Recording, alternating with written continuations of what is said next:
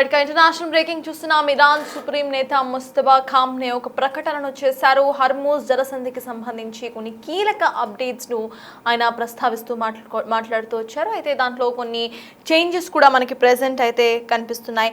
అయితే Iran supreme నేత ముస్తఫా కీలక ప్రకటన, ఆ ప్రకటన ఏంటో ఇప్పుడు చూద్దాం. హర్మూజ్ జలసంధి నిర్వహణను ఇప్పుడు ఆయన కొత్త దశకు తీసుకువెళ్లబోతున్నట్టుగా ప్రకటించారు. తమపై దాడి చేసిన వారిని వదిలేది లేదంటున్నారు. యుద్ధం వల్ల జరిగిన మూల్యం తప్పనిసరిగా తాము తీసుకుంటామంటూ కూడా ఆయన వ్యాఖ్యానిస్తూ చెప్తున్నారు. అయితే తన తండ్రి ఆయతుల్లా ఖామ్నే మరణాన్ని బదులు తీర్చుకుంటా అంటూ కూడా అంటున్నారు. తమ దేశం యుద్ధాన్ని కోరుకోలేదని, అదే సమయంలో తన హక్కులు సైతం వదులుకోదు అంటూ కూడా ఇరాన్ స్పష్టం చేస్తుంది. ఇప్పటికే స్ట్రైట్ ఆఫ్ హార్మోస్ కి సంబంధించి స్ట్రైట్ ఆఫ్ హార్మోస్ లో కొంతమేర కూడా ఈ సీ మైన్స్ ను ఏర్పాటు చేసింది ఇరాన్. ఆ సీ మైన్స్ ఉన్న ప్రదేశంలో గనక ఈ నౌకలు ప్రవేశిస్తే నౌకలు పేలిపోతాయి. కాబట్టి నౌకలు కేవలం ఇరాన్ కి ఉన్న భూభాగం ఏదైతే ఉందో ఆ భూభాగంకి అతి సమీపంలోనే ఇటు నౌకలు అనేవి ప్రయాణించాల్సి ఉంటుంది అంటూ ఇరాన్ ఇప్పటికే స్పష్టం చేసింది. అయితే ఇంకా ఇరాన్ మాత్రం పట్టు విడలేదు. హర్మూజ్ జలసంధిని తెరవలేదు. ఐఆర్జీసీ పర్మిషన్స్ ఉంటేనే ఖచ్చితంగా కూడా ఆ నౌకలను పంపిస్తామంటూ కూడా చెప్తోంది. రోజుకు 50 నౌకలను మాత్రమే ఎంట్రీకు సులభతరం చేస్తుంది ఐఆర్జీసీ. రెగ్యులర్ గా ప్రయాణించే మార్గాల్లో ఆయిల్ నౌకలు వెళ్లవద్దని ఇప్పటికే హెచ్చరికలు సైతం జారీ చేసింది. లారక్ దీవి మీదుగా షిప్లు వెళ్లాలని సూచన చేసింది ఇరాన్ గవర్నమెంట్. హర్మూజ్ నుంచి రోజుకు 15 నౌకలకు మాత్రమే అనుమతి ఉంటుంది. ఐఆర్జీసీ పర్మిషన్ తీసుకున్న షిప్లకు మాత్రమే ఈ పర్మిషన్స్ అనేవి ఉంటున్నాయి. హర్మూజ్ దగ్గర ఆగిపోయిన 1000కి పైగా నౌకలను జాగ్రత్తగా ఉండాలి అంటూ సీ మైన్స్ ను సైతం ఏర్పాటు చేశాం కాబట్టి తమ భూభాగానికి దగ్గరగా ప్రయాణించాలి అంటూ కూడా ఇరాన్ ఇప్పటికే స్పష్టం చేసింది.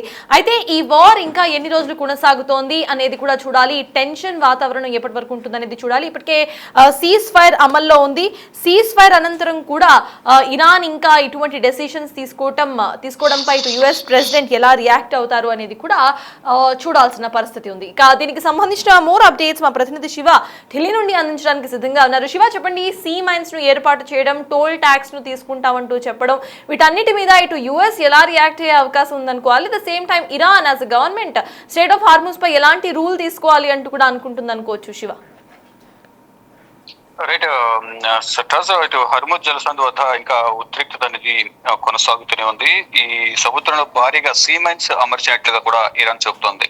అంటే ప్రధానంగా ఈ కాల్పుల విరమణ ఒప్పందం కుదిరిన తర్వాత మళ్ళా ఇరాన్, ఇజ్రాయెల్ అలాగే అమెరికా కొంత విభేదాలు అయితే మళ్ళా కొనసాగుతున్నాయి. ఇజ్రాయెల్ ఈ లెబనాన్ పై దాడులు కొనసాగిస్తూ ఉంది. అయితే లెబనాన్ పై దాడులు కొనసాగించొద్దంటూ కూడా ఇరాన్ చెబుతోంది. ఈ నేపథ్యంలోనే ఈ లెబనాన్ పై ఎప్పుడైతే దాడులు చేసిందో అప్పుడు మళ్ళీ వెంటనే హర్మూజ్ జలసంధిని మూసివేసింది. ఈ నేపథ్యంలోనే ఈ హర్మూజ్ జలసంధి వద్ద ఉద్రిక్తత పరిస్థితులు అయితే కొనసాగుతూ ఉన్నాయి. అయితే నౌకలు రెగ్యులర్ గా ప్రయాణించే మార్గాలు వెళ్తాంటూ కూడా వార్నింగ్ ఇచ్చింది. ఇక ఇరాన్ కు సమీపంలోనే లాకర్ దీవి మీదుగా వీటన్నిటి కూడా వెళ్లాలంటూ కూడా సూచించింది. అంటే ప్రతిరోజు కూడా రోజుకు హర్మూజ్ నుంచి 15 నౌకలను మాత్రమే అనుమతిస్తూ ఇరాన్ ఆదేశాలు జారీ చేసింది. ఐఆర్జీసీ పర్మిషన్ తీసుకున్న షిప్లకు మాత్రమే అనుమతి ఇవ్వాలంటూ కూడా నిర్ణయం తీసుకుంది. అయితే ఇప్పటికే హర్మూజ్ జలసంధి వద్ద 1000కి పైగా నౌకలైతే వేచి ఉన్నాయి. ఇక భారత నావికులకు ప్రభుత్వం కూడా అడ్వైజరీ జారీ చేసింది. సమస్యాత్మక ప్రాంతాలకు దూరంగా ఉండాలంటూ కూడా సూచనలు జారీ చేసింది. అయితే ఇప్పుడు కమిషన్ అనేది అక్కడి నుంచి ఏదైతే టోల్ వసూలు చేసే విధంగా కూడా కొన్ని నిర్ణయాలు తీసుకున్నట్లుగా కూడా తెలుస్తుంది. దానిలో భాగంగానే ఇప్పుడు ఉద్రిక్త పరిస్థితులు అయితే అక్కడ కొనసాగుతూ ఉన్నాయి. ప్రధానంగా ఈ అమెరికా కొన్ని ఆదేశాలు జారీ చేస్తుంది. అక్కడ హర్మూజ్ జలసంధిని ఓపెన్ చేయాలి, లేని పక్షంలో దాడులు కొనసాగుతాయంటూ కూడా తెలియజేస్తూ ఉన్నారు. అయితే ఇక అంటే హర్మూజ్ నిర్వహణకు సంబంధించి కొన్ని కీలక నిర్ణయాలు తీసుకున్నట్లు కూడా తెలుస్తోంది. ఇది ఇరాన్ సుప్రీం నేత ముస్తఫా కీలక ప్రకటన కూడా చేశారు. హర్మూజ్ జలసంధి నిర్వహణ కొత్త దశకు తీసుకువెళ్తామని కూడా వెల్లడించారు. తమపై దాడి చేసే వారిని వదిలేది లేదంటూ కూడా సూచించారు. ఇక యుద్ధం వల్ల జరిగిన నష్టానికి పరిహారంగా అమరవీరుల రక్తానికి మూల్యం చెల్లించాలంటూ కూడా డిమాండ్ చేశారు.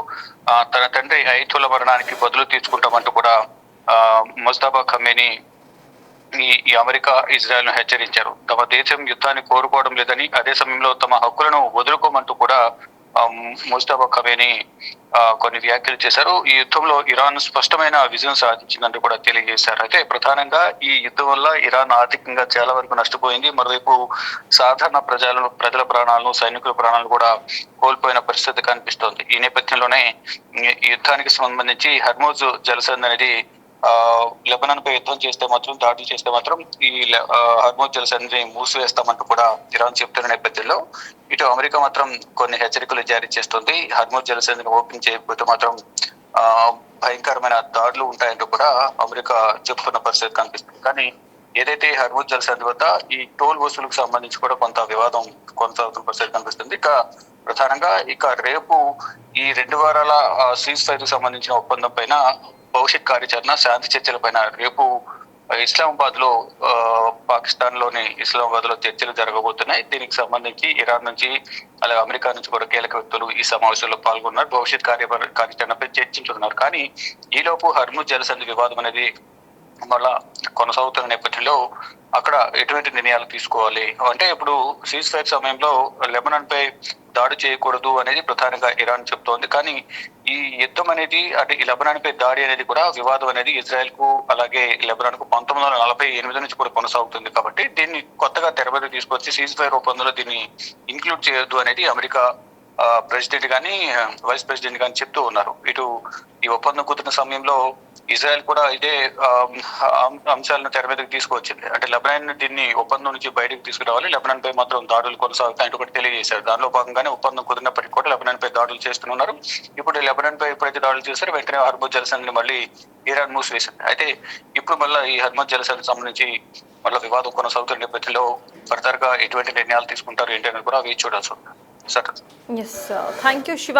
మొత్తానికి ఇరాన్ ఫర్దర్గా ఇటు ఎలాంటి నిర్ణయం తీసుకుంటుంది అనేది ప్రపంచ దేశాలన్నింటినీ కూడా ఉత్కంఠభరిస్తున్న విషయం. ఎందుకంటే పెట్రోల్ అనేది, డీజిల్, ఆయిల్ ఇవన్నీ కూడా ఈ స్ట్రెయిట్ ఆఫ్ హార్మోజ్ దాటుకొని రావాల్సి ఉంటుంది. స్ట్రెయిట్ ఆఫ్ హార్మోజ్ మీద గనక ఇరాన్ చెప్తున్నట్టు లక్షల్లో ఇటు ట్యాక్స్ గనక ఇటు ఇరాన్ వేస్తే మనకి ఇటు oil, petrol and diesel prices సైతం పెరిగే అవకాశాలు ఉన్నాయి. సో దీన్ని ప్రపంచం మొత్తం కూడా భారంగా చూస్తోంది. మరి ఇరాన్ ఎలా స్పందిస్తుంది? టోల్ ట్యాక్స్ యథాతథంగా విధించాల్సిందే అంటూ కూడా ప్రతిపాదిస్తుందా, లేకపోతే ఇంకేమైనా ప్రత్యామ్నాయ మార్గాలను చూస్తుందా? అమెరికా ఎలాంటి నిర్ణయం తీసుకుంటుంది అనేది చూడాలి. ఎందుకంటే టోల్ ట్యాక్స్ ని ఇరాన్ లో ధ్వంసం చేసిన ఇన్ఫ్రాస్ట్రక్చర్ ను మళ్ళీ రీబిల్డ్ చేసుకోవడానికి వాడతామంటోంది ఇరాన్. మరి దీనికి సంబంధించి అమెరికా ఎలా రియాక్ట్ అవుతుంది? అమెరికా అంతకుముందు సైతం ఇన్ కేస్ ఇరాన్ నెగోసియేషన్స్ ఏమీ చేయకుండా తమ షరతులకు అంగీకరిస్తే తామే స్వయంగా ఇరాన్ను రీకన్స్ట్రక్ట్ చేస్తామంటూ కూడా చెప్పింది. మరి ఇప్పుడు ప్రపంచ దేశాలు అన్నీ కూడా సఫర్ అవ్వబోతున్నాయి కాబట్టి వరల్డ్స్ ప్లీ ఇటు అమెరికా వినబోతుందా? అమెరికా తదుపరిగా ఎట్లాంటి యాక్షన్ తీసుకుంటోంది? అండ్ ఈ సీజ్ ఫైర్ అనంతరం కూడా మళ్ళీ వార్ కొనసాగుతుందో, or else this is a break for the war అనేది టైమ్ హ్యాస్ టు డిసైడ్.